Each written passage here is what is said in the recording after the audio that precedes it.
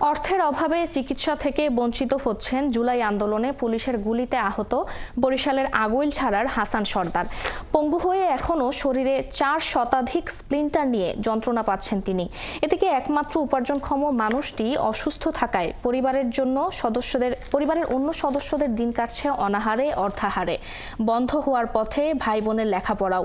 সংবাদদাতা স্বপন দাসের তথ্য ও ছবিতে প্রতিবেদন। ছাত্র আন্দোলনে গিয়ে 18 জুলাই রাজধানীর রামপুরা ব্রিজ এলাকায় ডান পায়ে পুলিশের রাবার বুলেট লেগে আহত হন বরিশালের আগুইলঝাড়ার হাসান সর্দার। এরপর গ্রামে গিয়ে চিকিৎসা নিয়ে আবারও যোগ দেন আন্দোলনে। 5 আগস্ট দুপুরে রাজধানীর বাড্ডায় পুলিশের ছররা গুলিতে আবারও গুরুতর আহত হন। এরপর 2.5 মাস পঙ্গু হাসপাতালে চিকিৎসা শেষে থেরাপি নেন সিআরপিতে। কিন্তু এখনও তার শরীরে রয়ে গেছে 4 শতাধিক স্প্লিন্টার। হাসান জানান, জুলাই ফাউন্ডেশন থেকে 1 লাখ টাকা পেলেও সেই টাকা শেষ হওয়ার পর এখন চিকিৎসা চলছে ধার দেনা করে। আমার কিছু ধার দেনা ছিল, আমি সুদের উপরে টাকা এনে আমি আমার ট্রিটমেন্ট করছি, সেই টাকা দিয়েছি, কিন্তু শুধু টাকা পাওয়ার মধ্যে পেয়েছি শুধু 1 লাখ টাকা।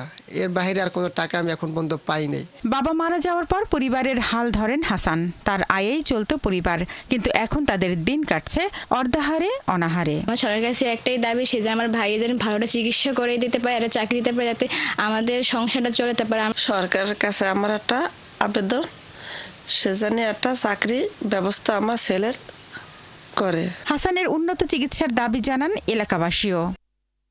ওর যে পরিস্থিতি, ওর বাঁচা কষ্ট, ওর জন্য সরকার যদি কোনো ভালো পদক্ষেপ নিত তাহলে ও উপকৃত হইত। এখন সরকারের কাছে অনুরোধ, সরকারের যদি একটু সহায়তা করে। আর কোনো আয়কারী নাই, এখন যদি সরকার একটু চিকিৎসা করতো আর একটু চাকরি বাকরি দিত, আমরা গ্রামবাসী একটু ভালো মনে করতাম। উপজেলা নির্বাহী কর্মকর্তা জানান, আগামী মাসে জুলাই ফাউন্ডেশনের পক্ষ থেকে আবারও আর্থিক সহায়তা দেয়া হবে হাসানকে। এছাড়াও কর্মসংস্থানের বিষয়েও সরকার চিন্তা করছে। তার যে কোনো সময়ের চিকিৎসা সুবিধার জন্য তিনি সম্মিলিত সামরিক হাসপাতালে যোগাযোগ করতে পারেন, কিংবা অন্য যে কোনো হাসপাতালে যোগাযোগ করলে তিনি যে প্রয়োজনীয় চিকিৎসার সুবিধা যেটি বাংলাদেশে বিদ্যমান রয়েছে সেটি তিনি অবশ্যই পাবেন। আন্দোলনের আগে রাজধানীতে ইলেকট্রিক মিস্ত্রির কাজ করতেন 21 বছর বয়সী এই যুবক।